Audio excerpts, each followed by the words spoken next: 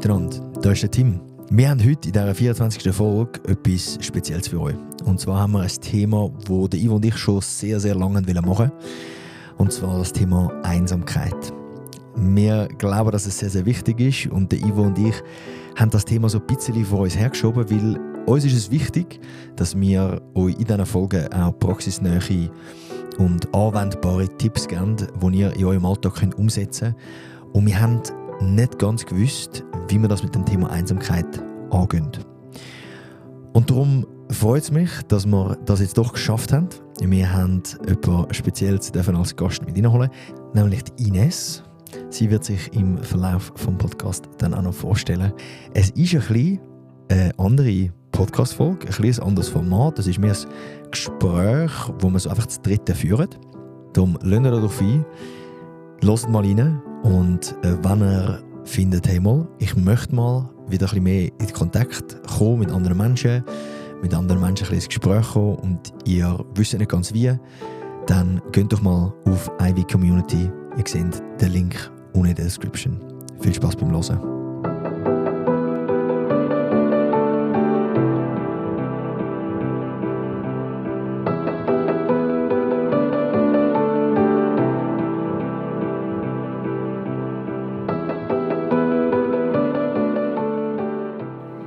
Hallo miteinander und herzlich willkommen bei Kopfchaos.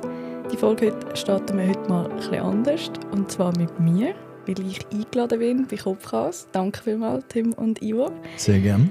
Und zwar geht es heute um das Thema Einsamkeit. Und sie haben mich eingeladen, weil ich da einen gewissen Teil mitbringen kann aus Erfahrung. Und zwar habe ich vor 1,5 bis 2 Jahren Ivy Community gegründet.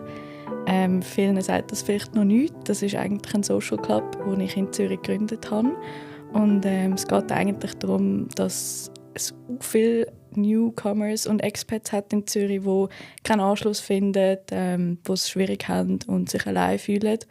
Und das eigentlich im Zusammenhang mit Einsamkeit eine wichtige Rolle spielt und vielleicht ein Lösungsansatz sein könnte. Mega. Yes. Weil ich glaube, das Thema Einsamkeit ist etwas, was immer mehr aufkommt. Ich glaube, der Ivo und ich haben uns schon lange gesagt, hey, wir wollen zu diesem Thema etwas machen. Mhm. Und dann haben wir Kontakt zu dir gefunden und zu der Ivy Community und haben gemerkt, dass vor allem, also nämlich das weiß nicht mehr, wie ihr das seht, aber seit Covid ist Einsamkeit ein viel grösseres Thema geworden. Weil während Covid mit dem Lockdown etc. ist man irgendwie halt in seinen eigenen 4 Wänden gewesen. Und dann hat man zuerst mal erlebt, wie es ist, wenn sehr, sehr viele Leute sehr einsam sind. Ja, also ich glaube, das ist wie auch dann jetzt mit Covid gerade, ich glaube, das ist nicht der einzige Grund, aber es war sicher eine Phase gewesen, wo das noch mehr zum Tragen gekommen ist. Ich habe, wenn es ein bisschen von den Zahlen, es hat tendenziell eigentlich immer zugenommen. In der Corona-Zeit natürlich noch mehr, aber es ist schon eine Tendenz da gewesen. Also es ist so ein bisschen auch eine gesellschaftliche Entwicklung, würde ich sagen, in diese Richtung. Und darum ist es uns auch so wichtig, dass wir heute einen Raum schaffen können, wo wir über das reden können. Was bedeutet das? Was bedeutet es für uns auch? Und was gibt es für Möglichkeiten? Und darum bin ich mega happy, dass du da bist und dich eigentlich schon vor dem Podcast dafür eingesetzt hast. Das ist eine Möglichkeit, oder zum rauskommen, Leute kennenlernen, in Kontakt kommen und Beziehungen auch pflegen. Und bevor wir vielleicht ins Thema gehen, willst du dich schnell vorstellen, was du machst und vielleicht einfach einen Überblick geben, von wer du bist? Ja, mega gerne. Also nochmal danke vielmals für die Einladung. Ich studiere seit 5 Jahren Jura in Luzern und arbeite nebenbei noch als Content Creator, so ein bisschen selbstständig unterwegs. Und habe vor 1,5 bis 2 Jahren gefunden, hey, es muss doch irgendwie neben all diesen Running Clubs, die dort aufgekommen sind. Hast du nicht einmal einen Running Club gründen? Doch, wir hatten mal kurz einen gehabt, ja. Das ist so etwas, was man macht mit Ende 20. Ja, absolut. Jetzt hat es einfach langsam ein bisschen zu viel von denen, würde ich sagen. Und dann die Alternative? Genau, ich habe gefunden, nicht jeder rennt gern. Es muss etwas anderes geben. Und dann haben wir gestartet mit einem ganz casual Painting-Event auf einer Wiese in Zürich im Sommer. Haben das eigentlich gar nicht viel dabei überlegt. Haben einfach gefunden, weißt du, wir probieren es mal. Und sind überrannt worden mit Anfragen. Krass. Ja, es war ziemlich cool gewesen und es war ein mega schönes Event gewesen. Wie muss man sich das vorstellen? Was ist ein Painting-Event? Painting-Event, wir haben einfach leere Leinwände gekauft, Farben mitgebracht, Pinsel und Getränke und dann haben wir die Tücher ausgelegt und die Leute haben auf dem Boden Platz genommen. Also wirklich mega einfach und simpel. Und haben sie dann irgendwie Anweisungen bekommen, weil ich wüsste jetzt nicht, was zeichnen oder malen? Ja, das ist eben, wenn man nicht kreativ ist. Ja. Aber haben dann die Leute gerade gewusst, ich fange jetzt einfach mal an? Oder haben ihnen ein Sujet gegeben? Oder? Hey, ganz unterschiedlich. Gewisse haben voll cooles Zeug gemalt und sind nachher mit dem heim und ich habe so gedacht, wow. Krass. Andere sind so, was soll ich malen? Und ich bin so, hey, lass deiner Kreativität freien Lauf. Aber grundsätzlich ist es wirklich eigentlich darum gegangen, zu connecten, sich kennenlernen und vielleicht das Zweite dann gehen und sich wieder treffen. Ja, und dann irgendwie ist das Ganze so in so Rolle gekommen. Und ja, heute sind wir da und machen ganz viele verschiedene Events, kreativ, sportlich. Versuchen irgendwie immer auf neue Ideen zu kommen, was nicht immer ganz einfach ist. Aber das Coole am Ganzen ist, dass wirklich mittlerweile Girls kommen, also für Frauen und Männer, aber wir haben mehrheitlich Frauen. Und sie kommen zu Zweiten und haben sich damals irgendwie vor einem halben Jahr oder so an unseren Events kennengelernt. Das ist wirklich mega herzig. Ja. Mega schön. Mhm. Und das ist in Zürich oder in der ganzen Schweiz? Hey, mehrheitlich Zürich. Wir haben jetzt so ein bisschen spreaden auf Basel, aber momentan eigentlich noch in Zürich. Ja. Ja, okay. Und es sind ja doch auch einige, also ich habe auf der Website gesehen, ihr habt über 30 Events gehabt letztes Jahr. Ja. Wenn ich das richtig im Kopf habe. Ja. Was, ich meine eben, nebst dem, dass du studierst, nebst dem, dass du Content machst, ist dann 30 Events auf Beine stellen im Jahr nicht eine kleine Sache. Was hat denn dich überhaupt mal zum ersten Event gebracht, dass ihr gefunden habt, hey, wir tun jetzt da ein paar Tücher ausbreiten, Leinwände kaufen und irgendwie Leute einladen? Oder was hat dazu geführt? Hey, ich bin wirklich an dem Running-Event und nachher sind wir in einen Kaffee gegangen. Und ich bin heim und ich habe wirklich so gedacht, ich habe coole Girls kennengelernt und ich habe so gedacht, eigentlich so die Sache an sich ist mega cool. Ich bin dort einfach noch nicht so in dem Running-Game und habe für mich auch gefunden, hey, eigentlich müsste es doch Alternativen geben. Und habe dann im Ausgang meiner Kollegin so von dieser Idee erzählt und sie sagte, hey, ich finde es cool, aber das gibt es schon, mach das nicht. Und ich war wie so, hey, nein, doch, ich will das ausprobieren.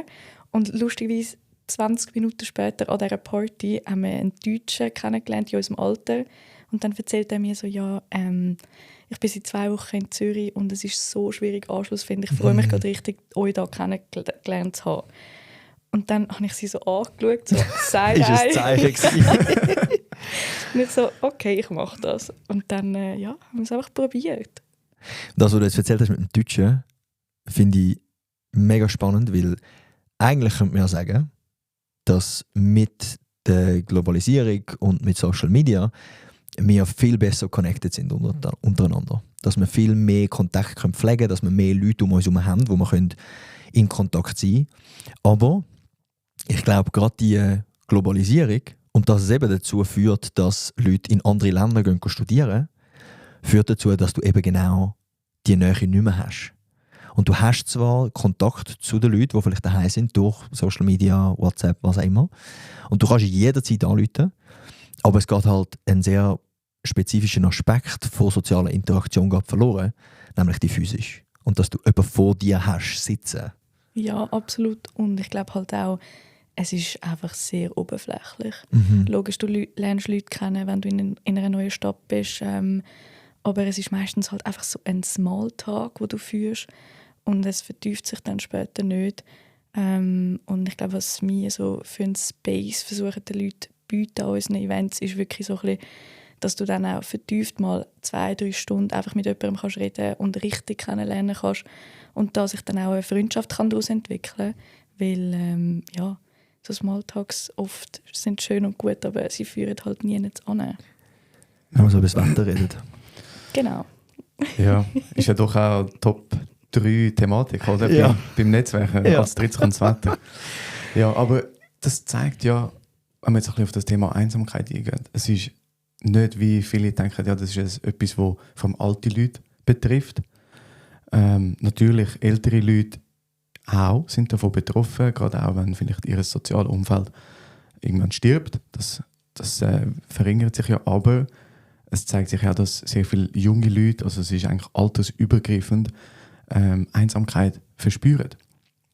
Und es ist ja auch, wenn man das vielleicht so ein bisschen beobachtet, vielleicht ein bisschen paradox, würde man sagen, weil unsere Generation Z wird ja manchmal schon so Generation Connected genannt, also irgendwie verbunden, was ja dann aber oft über digitale Wege ist und wir eigentlich merken, so verbunden sind wir gar nicht miteinander. Und so die Einsamkeit-Thematik immer mehr zunimmt und man auch merkt, hey, das hat einen starken Einfluss auf unsere psychische Gesundheit. Und physische. Und physische, genau. Also gerade auch chronische Einsamkeit kann zu erhöhtem Stresspegel auch führen, was dann natürlich mit körperlichen Einschränkungen, also gerade so Herz-Kreislauf-Sachen und all die Themen natürlich kann verstärken. Und darum ist es uns auch so ein Anliegen, dass wir das offen darüber reden können, weil ich habe so gemerkt, es ist ein mega schambehaftetes Thema.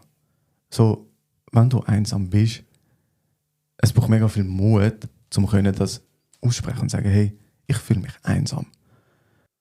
Ja, oder was ich mega wahrnehme, ist, es wird glorifiziert, zum einsam sein. Das ist ein anderes Thema, ja. Also du hast so, ich weiss nicht, wie das bei Frauen ist, aber bei Männern, vor allem wenn ich jetzt so Content sehe auf Social Media, dann ist es, da kommt irgendwie ein Video zu Winter Arc und dann bist du irgendwie so unter dem Motto, du schliessest dich einfach den ganzen Winter ein, du schaffst alleine an dir, du gehst ins Gym, du baust ein Business auf, was auch immer. Und es wird so glorifiziert von, hey, du musst alleine sein und du musst stark sein und du musst irgendwie dich transformieren. Ja, oder das Locking in. Ja. Was ja eigentlich, oder da ist genau das Problem, es ist wie nicht, du musst allein sein, um an dir zu arbeiten. Sondern ich finde genau das Gegenteil, hey, du lernst dich so gut nochmal kennen in Kontakt mit anderen Menschen, in Beziehungen. Und das müssen nicht Liebesbeziehungen sein, Freundschaften, in der Familie Beziehungen, all das gibt dir eine Möglichkeit, dich selber auch nochmal kennenlernen. Und zu entwickeln. Und zu entwickeln, genau. Und das passiert nicht, wenn du dich 3 Monate verschanzt im Winter und nur noch ins Gym gehst, zu den Zeiten, wenn jemand im Fitness ist und keine Ahnung was. Oder das, was ja so reingebracht wird, möglichst wenig schlafen, voll nur an dir arbeiten und du. Ist sicher auch etwas, was dazu führt, dass man... Ja, ich glaube auch, was ich letztens realisiert habe und noch spannend gefunden habe, allein sein bedeutet nicht unbedingt sich einsam fühlen. Aber genauso, wenn man allein ist, kann man sich auch mega einsam fühlen. Und ich glaube, die 2 Sachen zu unterscheiden, ist mega wichtig, dass man auch lernt, wenn man sich einsam fühlt, eben dann sich selber den Schubs geben und etwas dagegen machen oder eben sich ein soziales Umfeld aufbauen. Ja. Also vielleicht da schnell die wissenschaftliche Definition von Einsamkeit, dass man da über das redet, und du hast das jetzt schön beschrieben, ist ein subjektives Empfinden von einer Unzufriedenheit über die sozialen Interaktionen. Also das heisst, jemand, der vielleicht sehr viele Leute in seinem eigenen Umfeld hat, kann sich trotzdem einsam fühlen, weil die subjektive eigene Beurteilung davon ist, ich bin unzufrieden mit den Beziehungen, die ich habe. Und darum ist es vielleicht auch noch schwierig, weil vielleicht getraust du dich nicht zu sagen, du bist einsam, weil du vielleicht sehr viel Kontakt hast, wo aber vielleicht nicht die Tiefe haben, wo du dir wünschst und wo dazu führen, dass du dich einsam fühlst. Mhm.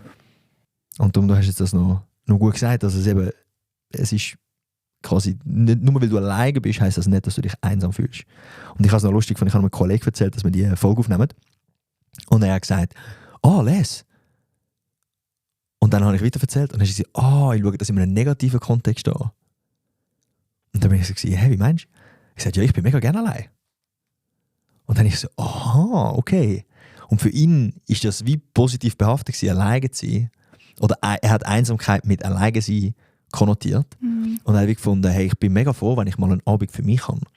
Und darum dort bei ihm ist es nicht ein einsam fühlen, wenn er alleine ist, sondern es vielleicht Energie aufladen oder vielleicht irgendwie sich können Zeit nehmen für Sachen, die man halt muss erledigen muss. Und das habe ich auch spannend gefunden und das ist so das Vorzeigebeispiel für alleine sein heisst nicht gleich einsam sein. Ja.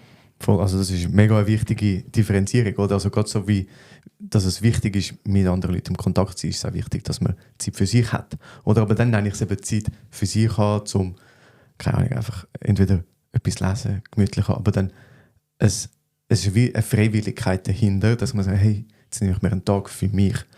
Und dann macht man das bewusst. Und es ist nicht, hey, ich würde eigentlich gerne in Kontakt kommen mit anderen, aber ich bin jetzt einfach einsam, oder?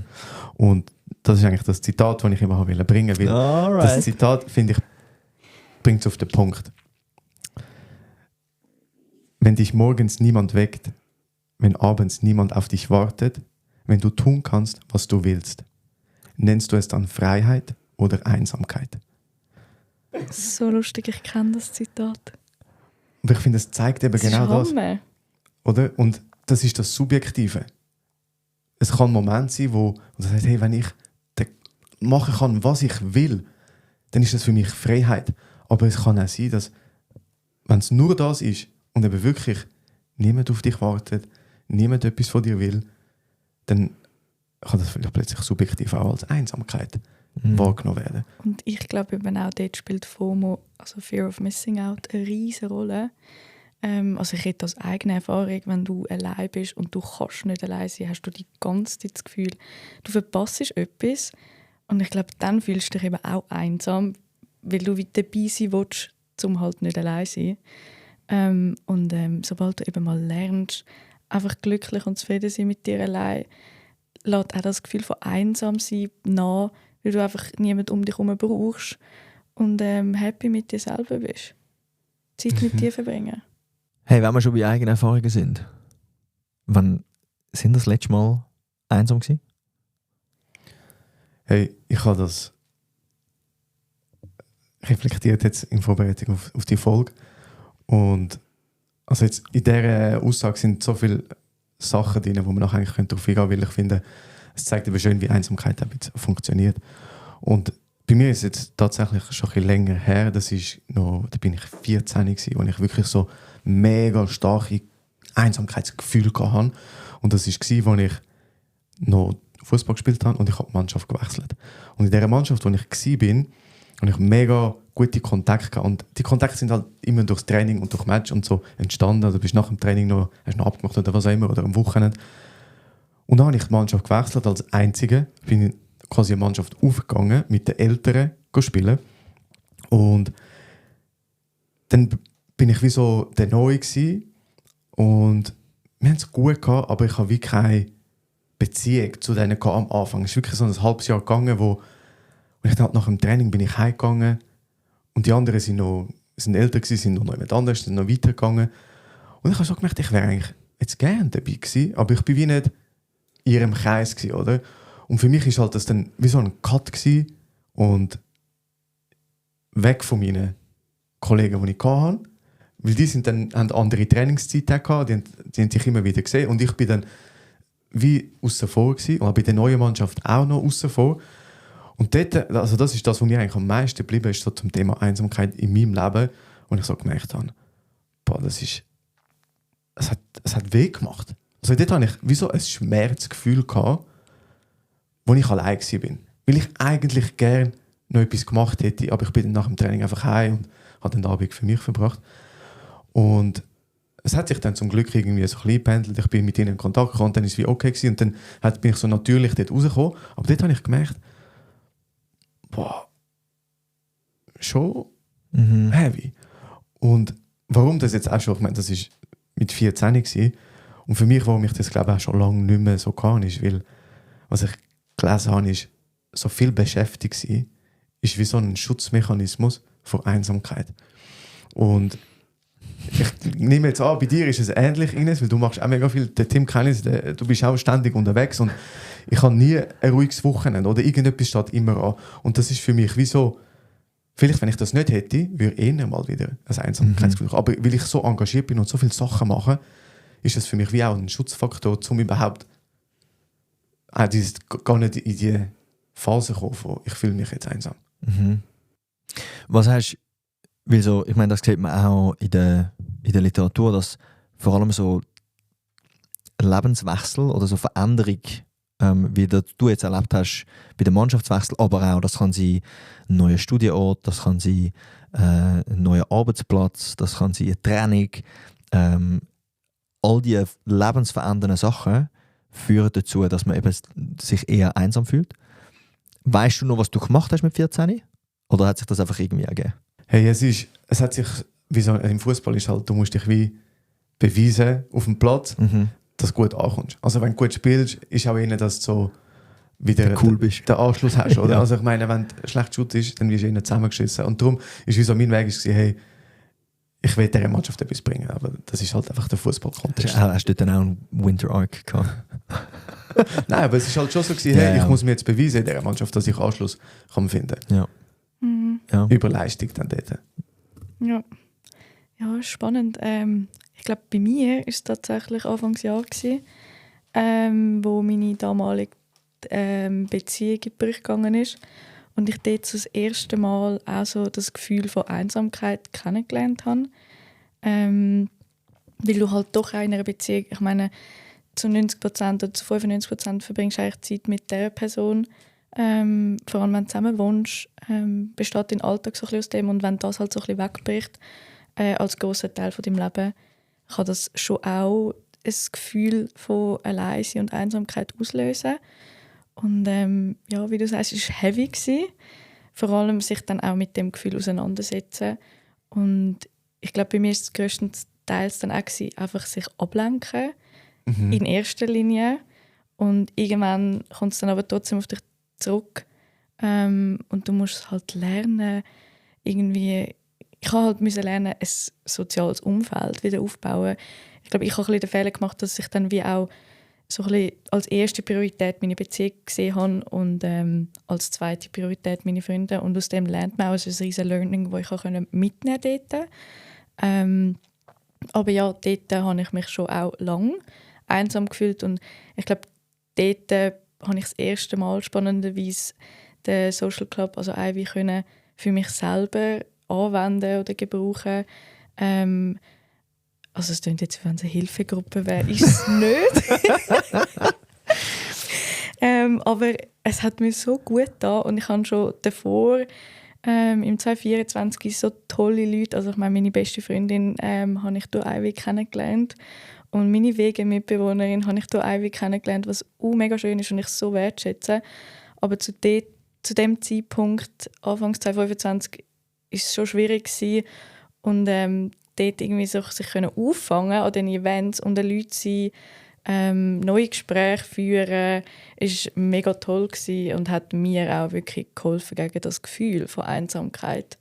Und wieder so ein soziales Umfeld aufbauen, was halt auch wichtig ist. Also mega schön. Und eben das sind wie zwei Sachen, die ich jetzt drin gehört habe, ist so, es braucht eine aktive Komponente. Oder? Also du, wenn du das Gefühl hast, ist wie, was ich gemerkt habe und auch gelesen habe, das haben sich meine Erfahrungen und sowieso Theorien dazu überdeckt. Was passiert, wenn man so das Einsamkeit, das Gefühl hat, es kann sein, dass man sich selber Vorwürfe macht, dass man jetzt allein ist.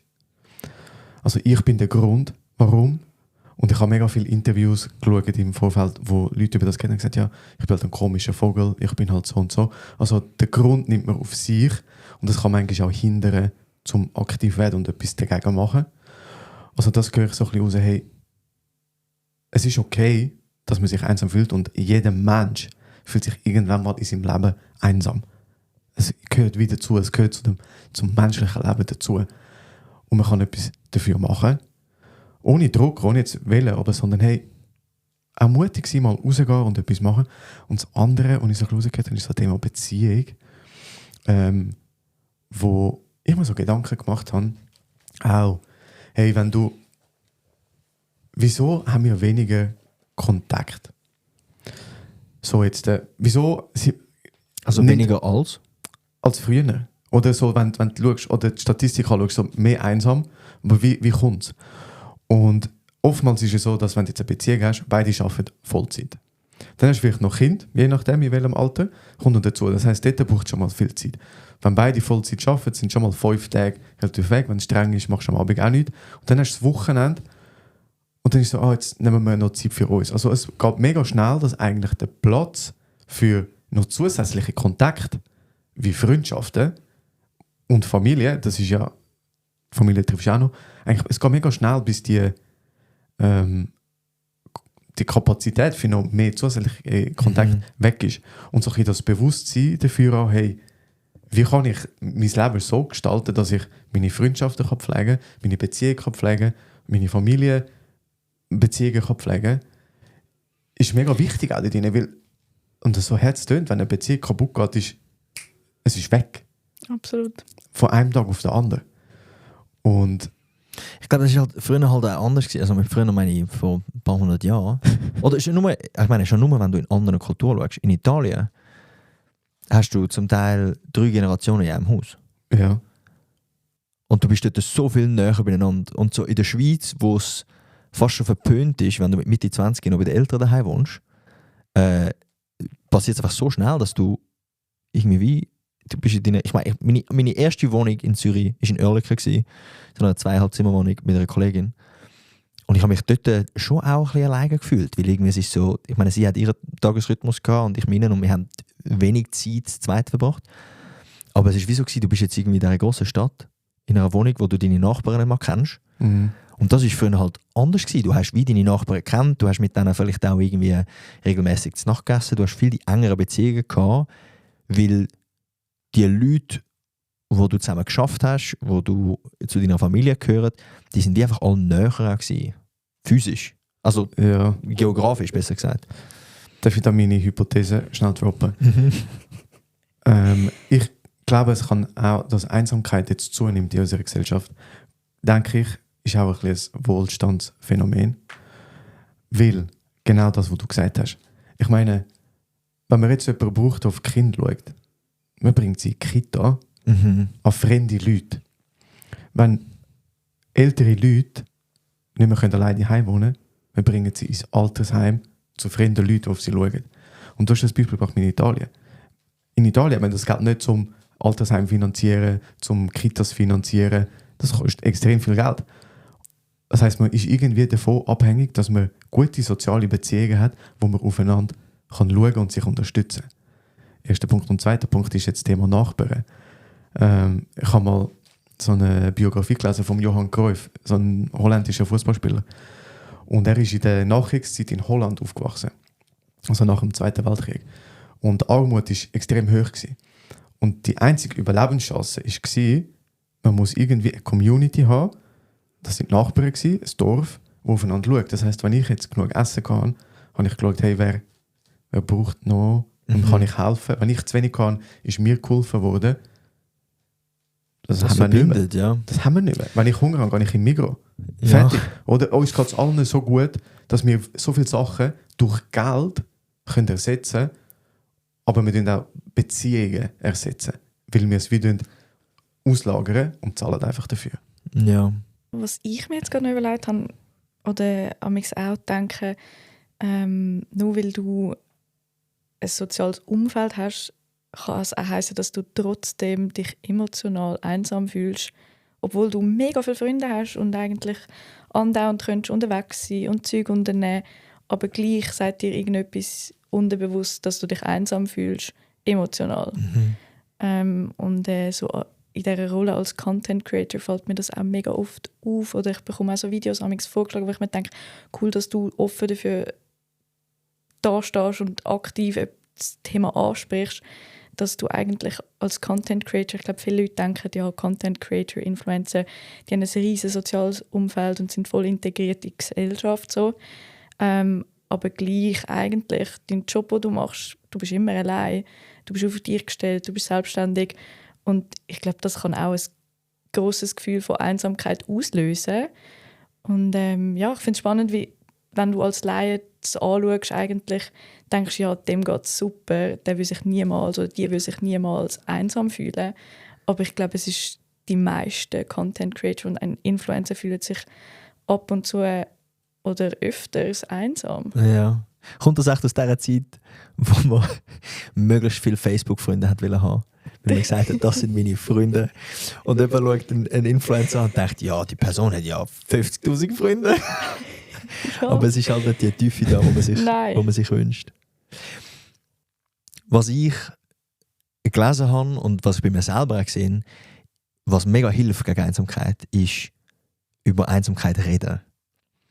Und darum finde ich so lässig, was für Events sie organisiert, weil das Thema ist, hey, wir wollen connecten. Und dann melden sich wahrscheinlich Leute, die eben vielleicht nicht die Beziehungen haben, die sie sich wünschen oder nicht die Kontakt haben. Tun die das aktiv moderieren, dass man über das redet? Oder ergibt sich das von selber? Dass man darüber redet, hey, von wo bist du? Hast du eine schwierige Stadt in Zürich? Weil, sind wir mal ehrlich, es gibt einfachere Städte zum Reinkommen als in Zürich. Ich glaube, Zürich ist sehr verschlossen und lässt sehr selten Leute irgendwie in so eine Bubble rein. Ist das etwas, was ihr aktiv unterstützen oder ergibt sich das von selber? Also jetzt so über Einsamkeit und wie man sich fühlt, reden eher weniger. Nein, dann wäre es eine Selbsthilfegruppe, dann wären wir dort angekommen. Nein, aber was ich eigentlich immer mache, weil es mich einfach Wunder nimmt, ist die Leute fragen, hey, wie lange bist du in der Schweiz, von wo kommst du? Weil es reden die meisten auch Englisch. Und das finde ich dann einfach immer persönlich spannend. Und oft kommt dann eine Antwort wie, seit 2 Wochen, ich bin gerade da gezogen. Krass. Und dann finde ich es cool, dass die Leute dann doch auch jetzt einfach schon sagen, hey, 2 Wochen in Zürich und ich komme an so ein Event, weil das Verlangen da ist, Leute kennenlernen. Und eben wie du sagst, also ich meine, ich bin da geboren und aufgewachsen, ich finde es auch selber so schwierig. Wir sind ein bisschen ein asoziales Pflaster. Ja. Hey, das habe ich, also es ist schon so. Ich meine, du kommst mit Leuten in Kontakt, aber in eine Gruppe reinkommen, es ist eigentlich fast unmöglich. Also ich denke jetzt an meine Kollegengruppe. Ja. Unmöglich. Ich habe letztens einen Workshop gegeben mit meiner Firma zu Networking. Und es war so herzig, weil ein Bärli war in diesem Workshop drin. Und dann kommt der Partner auf mich zu und sagt, ja, eben, er würde, sie sagen da, weil seine Freundin sich gerade da angezogen und sie hat gerade einfach aktuell halt nur ihn. Und sie wüsste, wie in Zürich Anschluss finden. Und dann ist sie hässig von ihnen vorgekommen und ist so, was tust jetzt du für mich da, lass mich doch selber und so. Und nachher haben wir dort aber das dritte dann ein bisschen darüber geredet. Und für sie ist das wirklich noch schwierig gewesen, halt, sie ist jetzt auf Zürich gezogen, sie hat einfach ihn als Anhaltspunkt, aber dort nachher das eigene Umfeld, eben vor allem, wenn man darüber redet, dass, wenn wir in einer Beziehung sind, dass man auch andere Beziehungen pflegen, also unsere Partnerschaft, wie wichtig das ist, weil man halt doch nicht immer 100% sicher sein kann, dass etwas hebt. Und für sie ist das mega schwierig gewesen, dort dann irgendwie Anschluss zu finden. Ja, vor allem, weil du ja auch nicht immer eben mit deinem Partner sein und abhängig sein. So lustig, weil wir haben jetzt gerade vor 2 Wochen ein Painting-Event gehabt und dann haben gerade 2 genau das Gleiche erzählt, dass sie wegen der Liebe nach Zürich gezogen sind und einfach niemanden kennen und wegen dem jetzt auch an die Events gekommen sind oder kommen. Ich habe dann auch gesagt, mega cool, dass du den Schritt machst, um wie dein eigenes soziales Umfeld aufzubauen, unabhängig von deinem Partner. Ist sie alleine gekommen? Ja. Ah, okay, Beide, sehr cool. ja. Sehr cool. Ja, wir haben mehrheitlich Leute, die alleine kommen, was ich mega cool finde. Ja. Ab und zu kommen das Zweite eben. Aber ich glaube, das Ziel ist schon, dass sie alleine kommen, weil du dann auch offener bist gegenüber anderen Personen. Ja, absolut. Ja. Ich bin gerade überlegen, wieso ist es in der Schweiz so schwierig. Ich Weil glaube, wir es ist einfach fucking verschlossen sind, Mann. Aber ist es nur die Schweiz? Weil ich glaube, rein von der Kultur her ist die Schweiz schon sehr verschlossen. Ich bin 3 Monate in Irland gewesen, und es ist eben ähnlich gewesen. Weißt du wieso? Aber es ist anders ähnlich gewesen. Sie sind mega offen im Erstkontakt so. Weißt du, wenn du jetzt in einer Bar bist, du kommst mega gut in Gespräche rein, bist voll dabei. Aber weiter auch nicht. Ja, aber diesen Schritt haben wir in der Schweiz nicht einmal. Also ich glaube, tendenziell, wir dürfen das natürlich da schubladisieren. Aber in der Schweiz und vor allem in Zürich habe ich das Gefühl, ist der erste Kontakt eben gar nicht so da, wo jetzt du in Irland erlebt hast. Und wenn du in Irland die Möglichkeit hast, um den ersten Kontakt positiv zu gestalten, ich meine, wie lange bist du in Irland gewesen? 3 Monate. Und Also, jetzt hast du dort quasi Friends for Life gesucht? Nein, aber trotzdem irgendwie Anschluss. Und du hast schon so gemerkt, ja, es ist jetzt ein guter Abend gewesen, aber am nächsten Tag ist okay. Okay. Oder dann ist nicht so, ja, gehen wir noch zusammen einen Kaffee trinken oder so, keine Ahnung. Ja.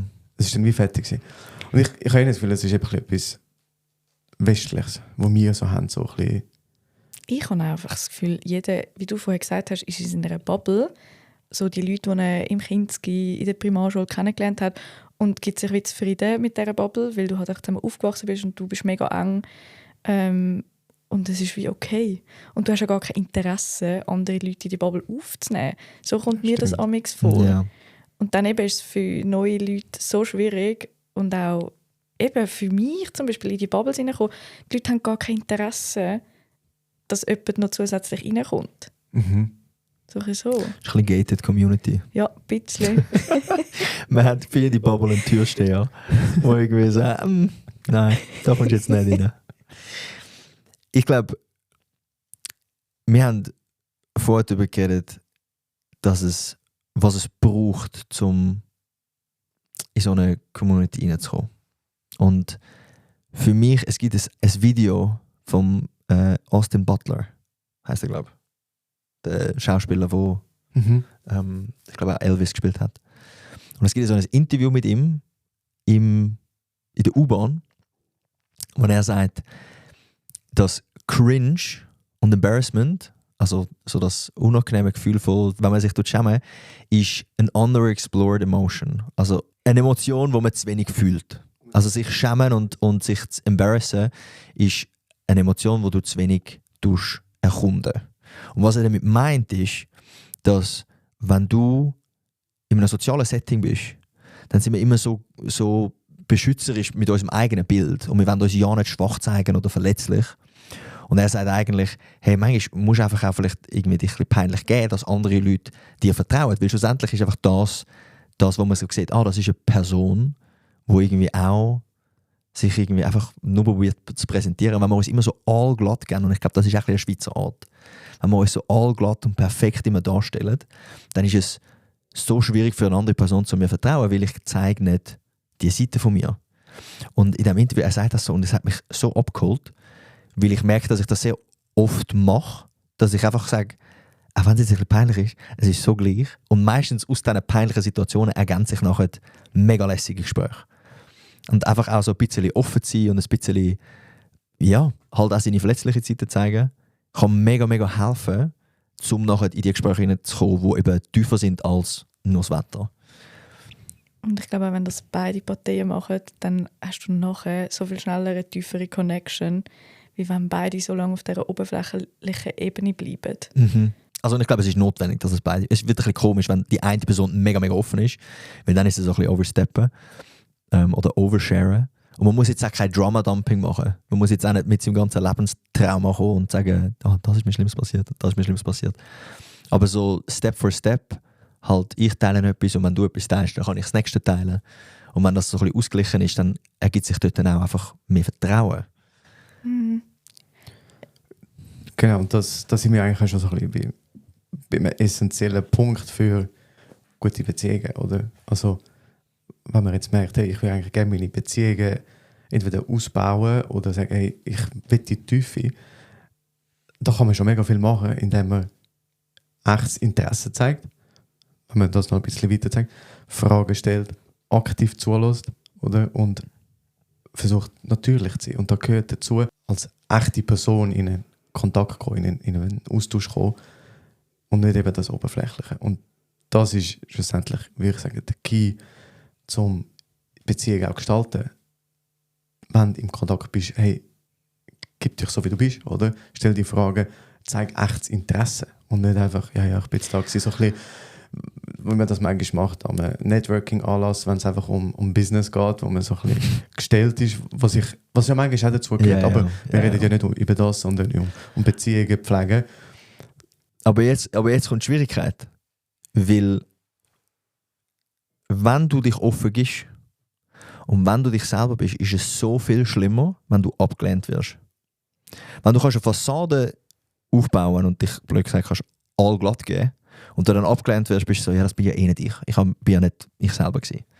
Wenn du aber komplett dich selber bist und offen bist und ehrlich und dann abgelehnt wirst, dann hittet es dann schon nochmal anders. Ja, aber das ist doch wunderschön. Und genau das meine ich ja. Du lernst dich kennen in Beziehung zu anderen. Absolut. Das gehört dazu. Ich habe aber das Gefühl, dass das, was mega viele Leute davon abhalten, um die Einsamkeit zu bekommen, nämlich Kontakt zu suchen, aktiv, ist die Angst vor dieser Ablehnung, die meistens grösser ist als der Leidensdruck von Einsamkeit. Ablehnung ist plötzlich. Du gehst auf jemanden zu, du probierst irgendwie eine Interaktion und wenn du die kalte Schulter bekommst, dann hittet es dich einfach und bist so, oh, okay. Und ich meine, das Gefühl von Ablehnung ist so mies. Und Einsamkeit kommt ja so langsam und schleppend. Und ich glaube, wenn es darum geht, eine Entscheidung zu fällen, dann bist du meistens so, ja, ich nehme jetzt das, was langsam schleppend kommt, weil das ist nicht gerade jetzt, als ich gehe jetzt auf die Person zu und versuche eine Interaktion irgendwie zu suchen, mit der Angst, dass vielleicht Ablehnung kommt. Und ich glaube, dort muss man, wenn man sich einsam fühlt, muss man sich zwangsläufig dieser Angst vor Ablehnung stellen. Mhm. Weil nur sonst hast du die Chance, um irgendwie in eine Interaktion zu kommen, die dir mehr gibt, als einfach nur es ist schönes Wetter heute. Definitiv, ja. Ich glaube, darum ist es so wichtig, irgendwie Spaces zu bieten, wo Leute die Angst nicht haben, wo es so ein comfy Place ist, um eben genau auf Leute zugehen und wissen, es geht ihnen genau gleich. Mhm. Und sie fühlen sich genau gleich. Und es wird nicht eine Art von Ablehnung kommen. Mhm. Weil alle das suchen. Ja. Ja, absolut. Was haben denn so viele Events, die demnächst anstehen? Kannst du da vielleicht etwas dazu sagen? Vielleicht hört jetzt jemand zu und sagt, wow, das holt mich hart ab, das will ich mal machen. Hey, also wir haben, wie gesagt, kreative und sportliche. Wir versuchen so ein bisschen alles abdecken. Jetzt als nächstes haben wir zuerst Yoga und dann im Anschluss machen wir so ein bisschen Moodboard, Visionboard-mässig, wo jeder so ein bisschen sein eigenes Board kann gestalten kann. Wir sagen, geht auch vielleicht so ein bisschen das Mentale rein, was ich mega cool finde, so sich mit sich selber beschäftigen. Dann machen wir ein Pilates-Event. Und wir haben einmal, das habe ich mega cool gefunden, so ein Plant Pot Painting gemacht. Ein Plant Pot Painting? Genau. Ah, einfach Blumentopf bemalen? Und am Schluss darfst du dann deine Pflanze auch noch reinpflanzen. Ah, nice. Und dann hast du wie so eine ganze bemalene Pflanze. Oder ein Pflanzentopf, der bemalt ist, zum Heimnehmen. Und wir haben dann noch eine Bananenpflanze reingepflanzt. Les. Ja, voll. Kann man Bananen, also was ist eine Banane? Also wirklich eine, die nachher Bananen dran wachsen? Nein. Ah. Nein, Tim. Ah. Okay. Nein, es ist einfach eine coole Pflanze. Aber schon von einer Bananenpflanze? Ja. Ah. Ja, aber die wird etwa nur so groß. Ah, okay. Ja, das ist jetzt schwierig für den Podcast. Ja. Sie wird so 40 cm. Ja, Okay. genau. Ah. Weil ich habe mal so eine Ananaspflanze gehabt. Jetzt trifft die ab, sorry. Aber die hat echte Ananas dran. Die hat eine Ananas oben Ich dran habe auch so gehabt. eine gehabt. Aber wer hat so Ananas gemacht? Die haben wir in unseren Wegen gehabt. Ja. Du hast sie gehasst. Ja. Du hast sie gehasst. Irgendwann ist sie gestorben. Und ich muss sagen, ich habe bis heute die Vermutung, dass du die kaputt gemacht hast. Ich bin nicht so ein Fan von Indoor-Pflanzen. Nein? Nein. Und ich glaube, dann musst du nie zu mir heimkommen. Dort ist alles grün. Nein, ja eben. Wir machen bezüglich sportlichen Events machen wir auch Cycling. Wir haben bei Lucky Punch, ich weiß nicht, ob ihr das etwas sagt, auch schon so Box-Workout, das finde ich sehr cool. Events gemacht. Ja, und wir kommen immer wieder auf neue Ideen. Also ich mache es auch nicht allein, ich mache es mit der Kollegin zusammen. Ja. Und sie bringt da auch so ein bisschen ihre Inputs rein. Ja. Cool. Aber es ist jeder willkommen. Und wo findet man die Events? Auf unserer Webseite, also ivycommunity.com.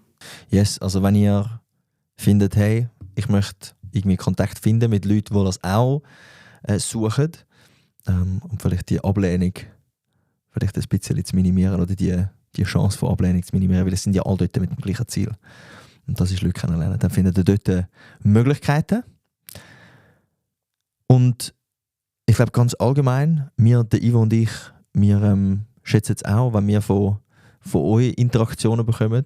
Darum, wenn ihr etwas kommentieren wollt, wie eure Erfahrungen sind mit Einsamkeit oder wenn ihr findet, hey, das möchte ich euch sagen, dann schreibt das unbedingt in die Kommentare.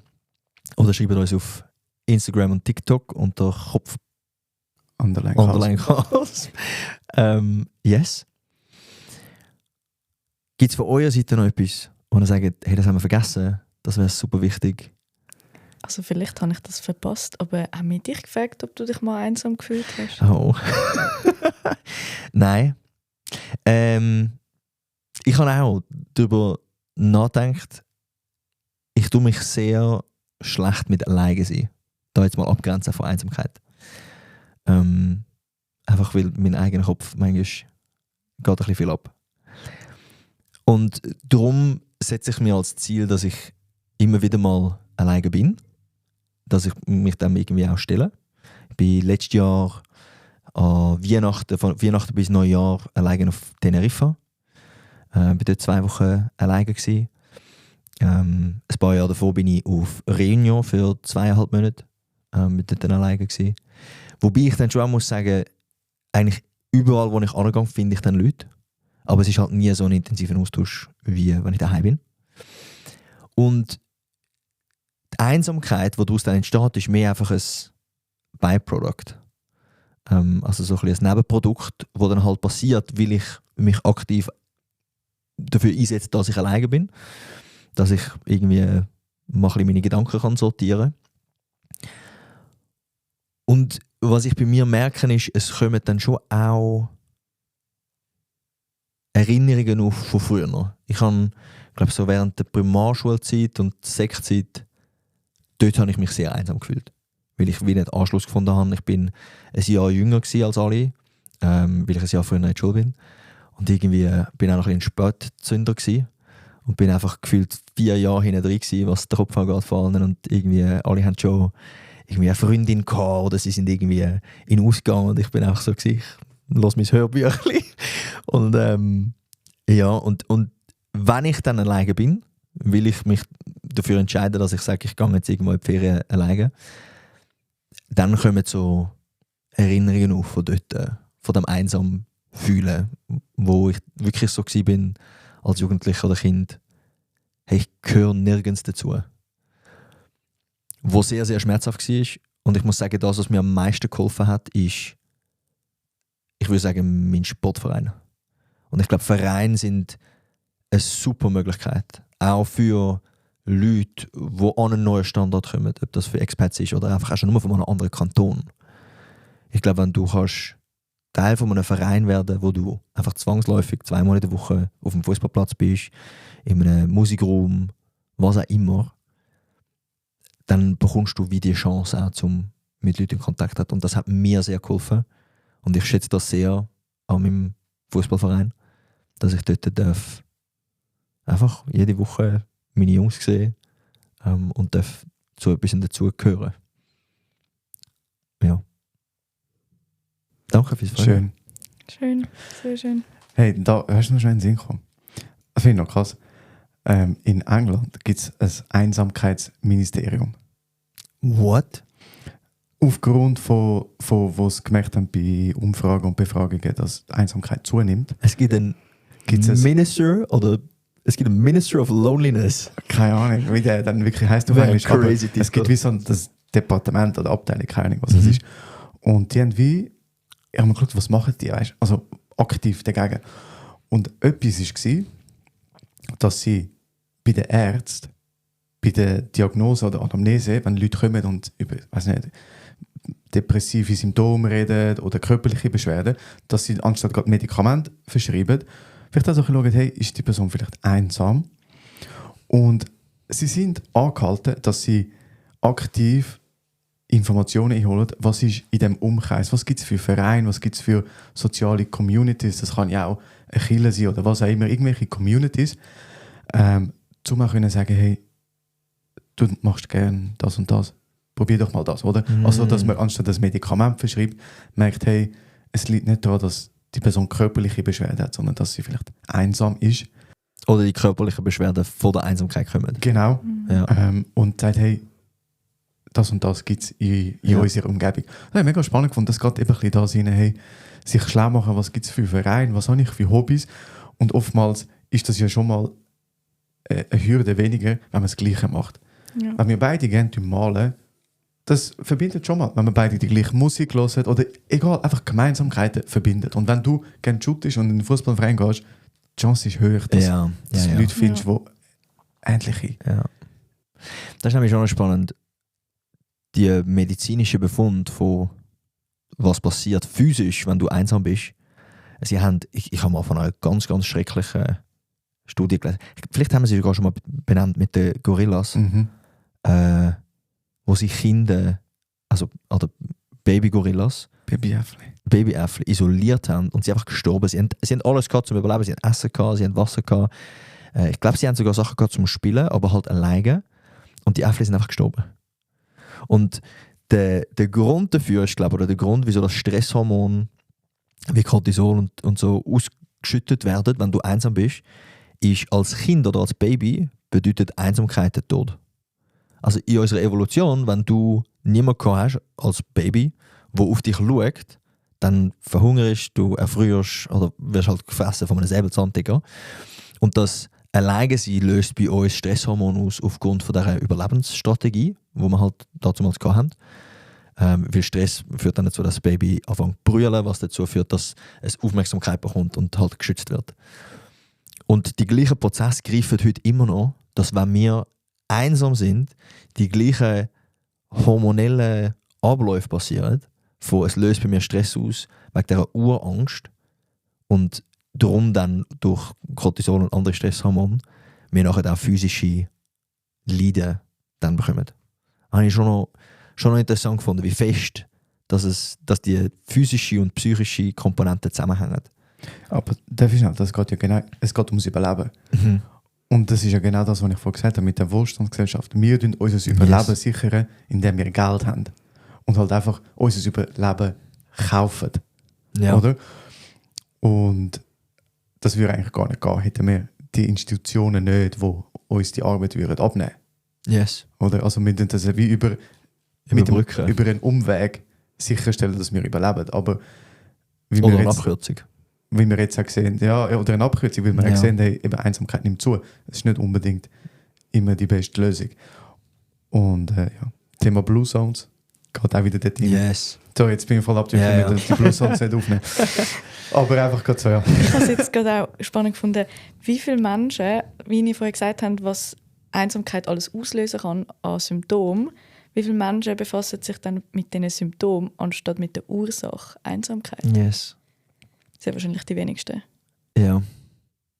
Ja, sondern es gibt irgendwie ein Medikament. Genau. Für Antidepressiva, für Stress gibt es Medikamente. Ja. Ja, das ist schon so. Definitiv, ja. Hey ja, checkt mal Ivy Community aus. Geht mal aufs Internet, geht dort ivycommunity.com, schauen, was so für Events anstehen. Unten in den Shownotes. Yes. Ja, und danke euch viel mal für das Thema. Ich habe es sehr schön gefunden, auch so ein bisschen aus eigenen Erfahrungen zu erzählen, eure Erfahrungen zu hören. Ich habe es von mir schön gefunden, dass wie einfach ein Gespräch daraus entstanden ist. Wir haben überlegt, ja, was machen wir für einen roten Faden oder so. Ja. Und von daher, es hat sich jetzt einfach so entwickelt, aber mega schön. Und danke vielmals, dass du bei uns warst. Für deine Offenheit. Es ist ein bisschen eine andere Podcast-Folge, darum gebt uns bitte auch Bescheid, was ihr von diesem Format haltet. So, wir sitzen auch anders. Wir sitzen so in einem Dreieck, als dass wir bis jetzt am gesessen sind mit den Gästen. Und es hat ein bisschen einen anderen Vibe bekommen, was ich aber sehr schön finde. Und gebt doch dort dann auch euer Feedback dazu, falls ihr das lässig gefunden habt. Falls ihr findet, hey, müssen wir unbedingt weitermachen. Ja. Und jetzt, Ines, wir haben dich noch sehr kurzfristig damit überrascht, wegen einer letzten Hirnzelle. Das tut uns sehr leid. Ich weiss auch nicht, wie gut qualitativ sie ist. Das ist so gleich, glaube es. Okay. Also ich habe gedacht, weil ich ja Jura studiere, muss es etwas im rechtlichen Bereich sein. Shit. Aber ChatGPT hat mir geholfen. Also ich konnte die Frage beantworten. Ja. Okay. Wann ist die heutige Bundesverfassung? Oh, fuck's sake. Wann ist die heutige Bundesverfassung von der Schweizerischen Eidgenossenschaft in Kraft getreten? Oh mein Gott, wir werden uns gerade... Ich bin so froh, gibt es eine Auswahl? Ich habe gedacht, die wissen das locker. Weil, wenn sie keine Auswahl geben würde, ich könnte also sagen 1412. Ich hätte keine Ahnung. Okay, ja, die heutige Bundesverfassung... 1848? 1848? 1874? Ach, die sind noch so nah. 1999? Oder 2000? Oh mein Gott.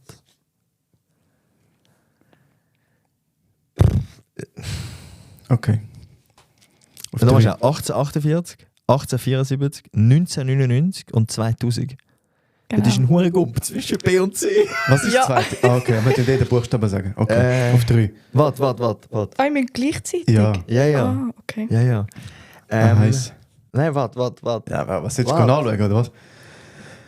Die heutige Bundesverfassung. Also es ist ein bisschen fies, Nein. aber das erkläre ich euch nachher. Okay, Nice. ich kann. 1, 2, 3. C. Was hast du gesagt? B. Ich habe gesagt C. Oh mein Gott, wir sind so schlecht. Nein!